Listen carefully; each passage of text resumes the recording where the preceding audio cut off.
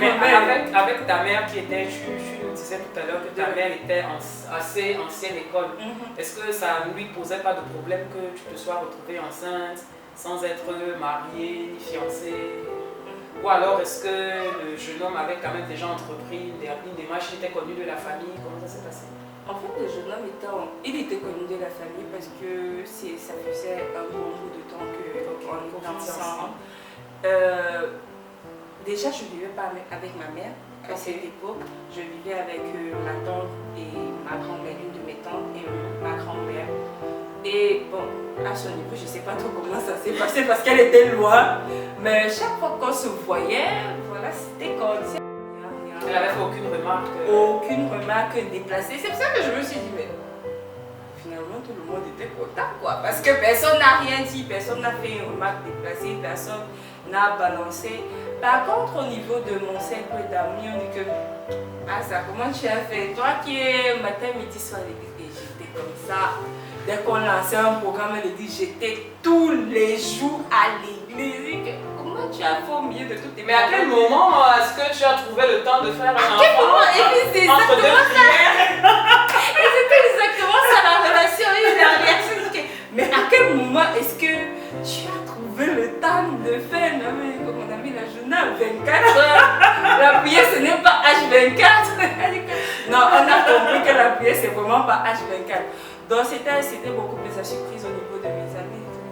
On croyait que tu faisais le virage à ça, on croyait que tu voulais rendre, mais on n'a pas compris le genre de rupture ici.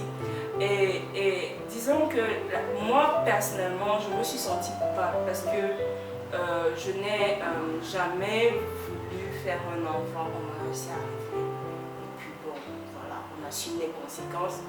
Et ça a été une pression supplémentaire parce que le futur père du bébé, il partait. Il allait poursuivre ses études à l'étranger. Donc je me retrouvais vraiment mère célibataire comme on dit là. Donc c'était un cas de figure que je n'avais jamais envisagé dans toutes mes équations et mes rêveries. Ça a été difficile même avec le côté du papa, sa famille ne s'y attendait pas, puisque la fille est en train de partir, comment il va nous laisser un polichinelle. Il ne s'y attendait pas, ça a jasé, ça a fait tout le monde. Ne nous a pas dit qu'elle allait à l'église, c'est ça qu'elle allait faire à l'église. Donc c'était. Et ça a créé de la culpabilité en moi en fait. Et je me suis dit ce jour, le jour où ça a éclaté le plus, c'est qu'une fois, je ne sais pas ce dont j'avais besoin des médicaments, j'avais une noté de quelque chose comme ça. Il y a une rumeur qui a circulé que non, en fait, je prétextais des dépenses pour avoir des sous. Je suis entrée dans ma chambre ce jour, j'ai pleuré devant le Seigneur. J'ai dit que je sais que j'ai désobéi. Mais Seigneur, aide-moi à trouver un travail pour que je ne dépende de personne. Et c'est devenu une pression tellement forte en moi que je faisais tout ce qu'il fallait pour ne dépendre de personne.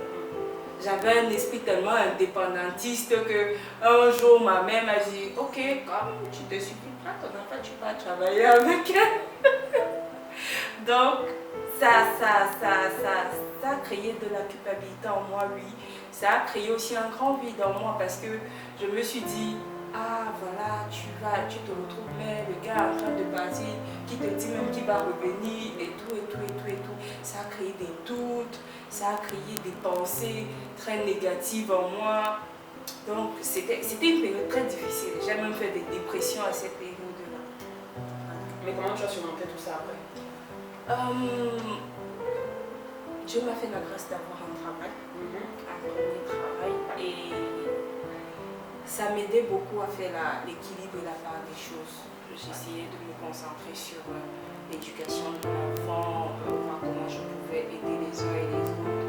Et j'avais une association, qui est une association que j'ai montée avec une amie qui s'occupait des orphelins. En fait, on faisait des fêtes, oui, à l'orphelinat, Noël, à la rentrée, on allait faire. Donc tout ça m'aidait un peu à équilibrer tout ça, même si au fond de moi, c'était quand même vide.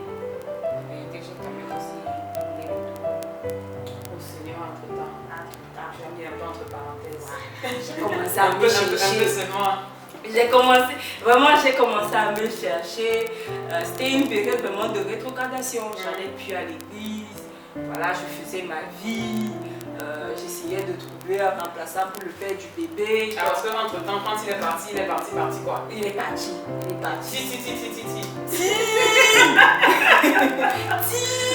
Sans donner de nouvelles. Voilà, c'était vraiment... Et la relation était toujours compliquée. C'est genre, si jamais il n'avait pas, je crois que... Mais est-ce qu'il cherchait quand même des nouvelles de sa fille? Est-ce qu'il s'en occupait? Bon, moi je me dis que étant étudiant dans un pays étranger, c'était un peu compliqué pour lui. Donc je n'en demandais pas trop. Mais... Non, je parle pas financièrement, je veux dire... oui, en fait tout ça, je me dis... Prendre des nouvelles... C'était compliqué. Ok. C'était compliqué. Donc j'avais mis ça sur ce compte-là. Étudiant, étranger dans un pays étranger. Foiré, etc. Foiré, occupé. Voilà, c'est bizarre. Je ne sais pas si ça va ensemble, mais bon, foiré, occupé.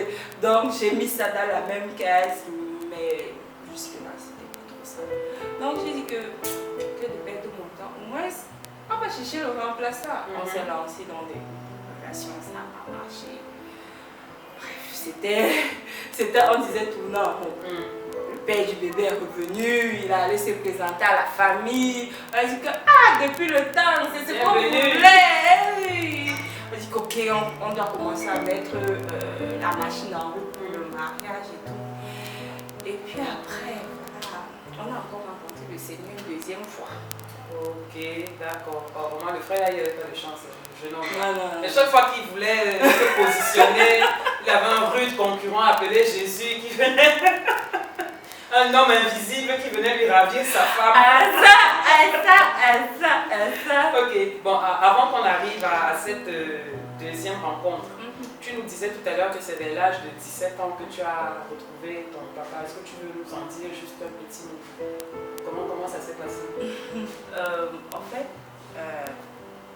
honnêtement, comment ça s'est passé? Est-ce que tu as fait une démarche de recherche ou est-ce que tu y pensais ou ça s'est fait par hasard ou c'est un moment, c'est lui qui a voulu te rencontrer et puis ça s'est fait comme ça? En fait, quand j'étais petite, j'écrivais beaucoup de lettres que j'envoyais pas à des tatas qui le connaissaient. Parce que ma mère, elle ne voulait pas en parler. Donc, pas des tatas. Il ne répondait jamais. Donc, c'est quand je suis arrivée, c'est lui qui a fait la démarche. Il a cherché à me rencontrer. Moi, j'étais plus trop dedans parce que j'estimais que la période à laquelle j'avais vraiment besoin de lui n'était pas là. Donc là, il vient maintenant parce qu'il a appris que j'ai eu le bac et tout, il a sacrifié ma chérie. Non, je ne vais pas le laisser profiter des fruits de ma mère, c'est pas possible quoi. Mais bon, on a essayé de bâtir une relation, mais c'était pas vraiment ça. Mais par la grâce du Seigneur, je crois que je lui ai pardonné et il est décédé. Et comme Dieu sait faire ces choses, c'est moi qui ai organisé l'enterrement et tout, les obsèques et tout. Donc, ma mère dit souvent que les gens qui refusaient les enfants, ils ne savaient pas que c'est toi qui devais l'enterrer. Il n'avait pas une autre famille? Si, il avait d'autres enfants, il avait, je crois après moi, il en a eu 4.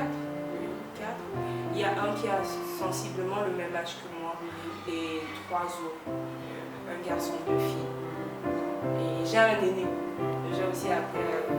Comme mon aîné, du côté de mon père, on est très proches. Parce qu'on a vécu sensiblement les mêmes expériences. D'accord. Ok, donc on est arrivé à Jésus 2.0. Jésus 2.0. En fait, ça compte tout part d'un rêve où j'ai fréquenté au collège à Fossaké et j'étais au 3e niveau. Et je me penchais un peu trop sur le balcon au point où je suis tombée. Et il y a une main qui me ramenait chaque fois sur le balcon. Ça a répété 2-3 fois. Je me suis réveillée, je dis mais ça c'est quoi ce rêve-là? Que je tombe, il y a toujours une main pour me rattraper et tout. Je ne priais même plus, je suis même plus sûre que je priais. Je priais, je dis que c'est quoi? Et un jour, je marchais comme ça, j'entends une voix qui me dit, c'est moi. Je dis, Seigneur, si c'est toi, donne-moi un salaire à 7 chiffres, je te sers, il n'y a pas de problème, je vais te servir vraiment. Dans 7 chiffres, c'était ce qui avait le plus difficile, quoi. Et surtout que je traversais une période assez trouble au bureau, je dis que papa, si tu me trouves un nouveau pour moi, il te sert, il n'y a pas de problème. Et j'ai entendu cette fois 3 fois, 4 fois, c'est moi. J'étais toujours dans les négociations. J'ai même fait le jeûne d'Esther que je ne connaissais pas. L'inspiration. Ouais. J'ai entendu parler du jeûne d'Esther sur Facebook. J'ai dit ok, je vais me lancer. Je vais me lancer. Le Seigneur va trouver une solution. C'est moi. Ça ne donne pas. Ok. Mon grand frère, dont je mentionnais plutôt, est tombé malade. Et quand il est tombé malade, il avait eu tellement de problèmes avec la famille que personne ne voulait plus entendre parler de lui. Il n'y a que moi, de temps en temps, quand il m'appelait, j'ai un petit souci, j'envoyais l'argent. Il me dit, je suis malade.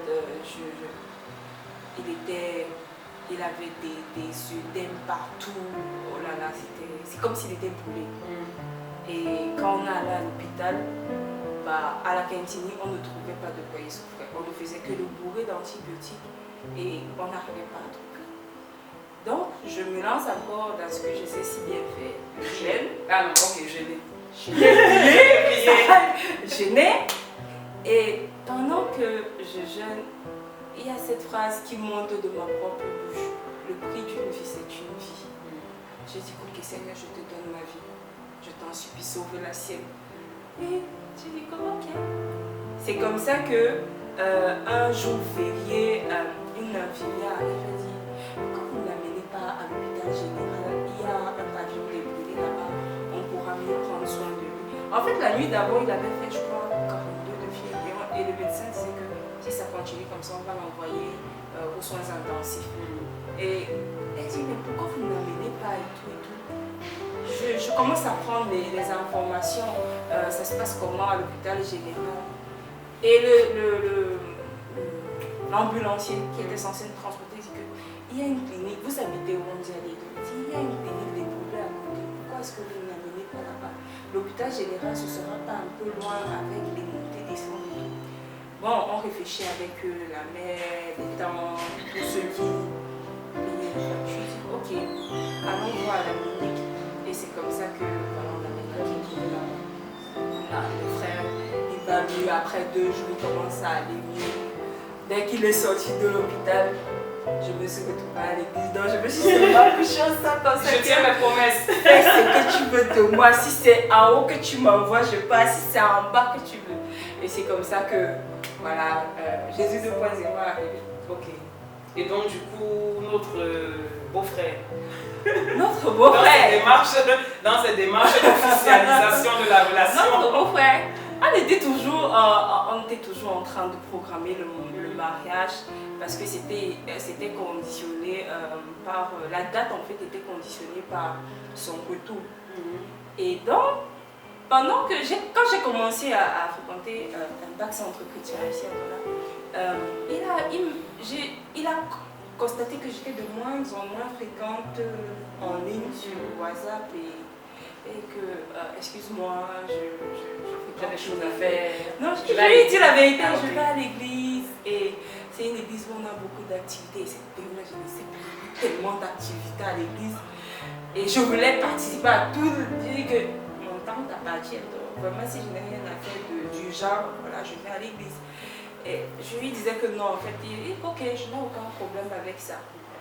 Et un jour, j'allais à une activité, je crois que je suis allée à l'évangélisation, je disais Seigneur, moi je me sens mal à l'aise par rapport à cette relation. J'ai pris un engagement, mais tu n'étais pas d'accord à la base. Donc, voilà, fais de cette situation ce que tu veux. Et du jour au lendemain, la relation est finie. Je ne veux pas entrer dans les détails parce que c'est trop long. Mais du jour au lendemain, la relation est finie. En fait, j'ai rompu. J'ai dit que ça ne m'arrangeait plus. Il croyait que c'était une blague. 3 mois plus tard, il est revenu au pays. On a fait toutes les réunions possibles. Des tentatives de réconciliation, des médiations. On a dit que l'église a mangé mon cerveau. Le gars, il a même essayé de venir à l'église pour voir. Il ne pouvait pas. manger mon cerveau. C'était radical. L'église avait mangé mon cerveau. Donc voilà, c'est un peu comme ça que je pense que maintenant ça va. Chacun vit sa vie de son côté. Voilà, je pense. Il y a souvent les films ici, donc il y a le rebondissement bizarre. Donc je pense que chacun. Ok, d'accord. Ok, je vais te poser une dernière question. Depuis que bon, on va partir de Jésus 2.0 à aujourd'hui. On va considérer que ce qui s'est passé avant, c'était l'entraînement. Voilà. Jésus 2.0 jusqu'à aujourd'hui. Est-ce que tu peux nous parler d'un challenge que tu as rencontré, c'est-à-dire une situation ou un événement qui était vraiment difficile pour toi, le plus difficile que tu aies pu rencontrer, et comment est-ce que tu t'en es sorti? Disons, qu'est-ce qui a été le plus difficile pour toi dans cette relation, dans cette marche, dans cette décision que tu as prise de suivre les voies du Seigneur? Le challenge que j'ai rencontré le plus difficile, c'est ma famille. En fait, je crois que autant la première fois, ils ne le prenaient pas au sérieux, la deuxième fois, ils ont compris que j'étais vraiment sérieuse. Parce que j'étais devenue vraiment Jésus, tout dans mon caractère, vraiment tout dans mon caractère, tout dans mon comportement. Voilà, on savait qu'on avait senti qu'il y a quelque chose qui s'est passé ici, là. Et donc, j'étais, comment dire, j'étais agressée, je me suis sentie agressée en fait. Ma mère, ses soeurs, chaque fois qu'on se parlait, elles avaient toujours une pique, elles avaient toujours une parole, elles avaient toujours un divers sur une église réveillée. Il y avait un scandale. Voilà, je me sentais toujours agressée. Au départ, j'étais toujours en train de défendre. Et puis, avec l'intimité et la maturité, j'ai compris que je n'étais pas obligée de répondre à tout. Donc, je prenais déjà des décisions non plus basées sur mes cinq sens et mes émotions, mais je prenais toujours le recul de consulter le Saint-Esprit. Surtout, même sur l'éducation de ma fille, quand il fallait faire quelque chose, je disais non, ne faites pas comme ça. Faites plutôt comme ça si vous voulez. Et elles ne comprenaient pas que d'un seul coup, je leur dis non. Elles ont l'habitude que je dise tout, faites comme vous voulez, oui, il n'y a pas de problème, mais d'un seul coup, Dora oui, oui est devenue Dora non. Ne faites pas comme ça, non. Donc, c'était difficile parce qu'elle pensait que, bon, maintenant, beaucoup moins, mais elle pensait que j'étais en train d'emprunter une voie très glissante, dangereuse, très tu vas perdre ton âme, très dangereuse. ton Et surtout que identité. j'ai refusé le mariage. Mais comment toi aussi? Ah, c'est ça, refuse le mariage. Ça, Quelle c'est est la cette jeune fille censée qui refuse le mariage? Bye. Non, Dora, tu as été bête. Ça, c'est Non, mais Dora, tu as été bête. Ça, c'est la goutte d'eau. On dit, ok, j'espère que comme tu as refusé celui-là, on t'a déjà donné un On vrai va là. à l'église là-bas, attention. Ah, c'est de ça qu'il s'agit. J'espère qu'on t'a trouvé un mari là-bas. Je dis non, on n'est pas là-bas pour trouver les maris, mais si chemin passant, ça arrive. Pourquoi pas? Gloire à Dieu. Gloire à Dieu. Donc, c'est beaucoup plus ça. Jusqu'aujourd'hui, c'est beaucoup moins parce que je ne réponds plus forcément à tout. Et je prends de la distance et généralement j'essaie de faire dévier la conversation dès que ça arrive déjà de ce côté-là. Donc voilà, parce que c'est assez difficile quand des personnes auxquelles tu es vraiment attaché, elles ne comprennent pas tes choix en fait. Et tu essaies d'expliquer, plus tu essaies d'expliquer, plus tu t'enfonces encore dans le gouffre. C'est ça qui était beaucoup plus difficile pour moi. C'est vrai qu'à un moment donné, j'ai eu peur du rejet, mais j'ai eu la grâce que le Saint-Esprit me rassure. Et que, après pas te rejeter, ne t'inquiète pas. Elles font juste le fait de parler la main. Après, tu vas voir, ça va suivre son goût. Et voilà, maintenant, il y a ma mère qui a adhéré. Elle, vraiment, c'est. Prie pour moi. Prie pour moi. Ma soeur, même chose. Et que, tu sais, tu pries pour nous, donc. Ça me va, hein. Je dis que laisse quand même, tu vas commencer à prier pour toi bientôt, donc je n'ai pas de soucis. Et ma mère, elle a accepté le Seigneur. Et j'ai compris que voilà, c'est un processus. Il faut juste être un peu patient. Voilà. Ok. Alors, la fête de la jeunesse, c'était il y a quelques jours. La journée internationale de la femme, c'est bientôt. Est-ce que tu pourrais donner un conseil à une jeune fille? Si tu devrais donner un seul conseil à une jeune fille, qu'est-ce que tu lui dirais? Un seul conseil. Un seul conseil. Tu as de la valeur. Parce que tu as de la valeur. Ne te rabaisse pas à certaines choses. Tu n'as pas besoin de te rabaisser à certaines choses. Tu as de la valeur. Donne-toi de l'importance et de la valeur que tu as aux yeux de Dieu. Amen.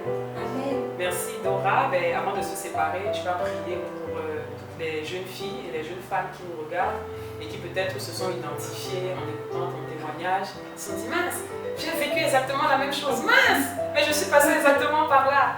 Une courte prière pour... Nous donnons en présence du Seigneur. Excellent Père de grâce. C'est avec beaucoup de joie que nous avons partagé ces instants. C'est avec beaucoup de reconnaissance et d'humilité que nous avons partagé, Seigneur, ces moments. Seigneur, nous reconnaissons que ce n'est pas par nos propres moyens que nous sommes là, mais c'est par ta grâce excellente. Seigneur, au moment où une jeune fille verra cette vidéo, nous t'en supplions, parle à son cœur par ton Saint-Esprit. Accorde-lui de la grâce de se voir tel que toi tu la vois.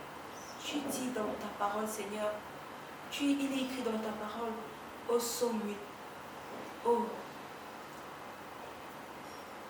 quelle magnifique créature je suis. Tu m'as fait de peu inférieur à toi. Ah Seigneur, c'est pour savoir, c'est pour que nous sachions à quel point nous sommes importants, nous avons de la valeur à tes yeux. Nous t'en supplions, Seigneur, parle au cœur d'une jeune fille qui est passée par le même chemin, ou bien qui affronte des obstacles, qui affronte des situations, oh Seigneur, telles que nous venons de dire. Parle, Seigneur, que toi tu es la solution, tu es la vie, tu es le chemin, Seigneur. De la même façon, Seigneur, tu m'as redonné de l'espoir. De la même façon, Seigneur, tu m'as restauré. Cela est possible pour elle. Merci, Seigneur, parce que tu le fais dans le précieux nom de Jésus, avec action de grâce et reconnaissance. Amen. Amen. Amen. Merci beaucoup, Dora, pour ces moments de qualité. Je suis sûre que ton témoignage sera une bénédiction pour plusieurs qui regarderont cette émission. Eh bien, Trajectoire de Femmes, c'est fini pour aujourd'hui. Rendez-vous la prochaine fois pour un nouveau témoignage et une nouvelle invitée. Bye bye. Bye.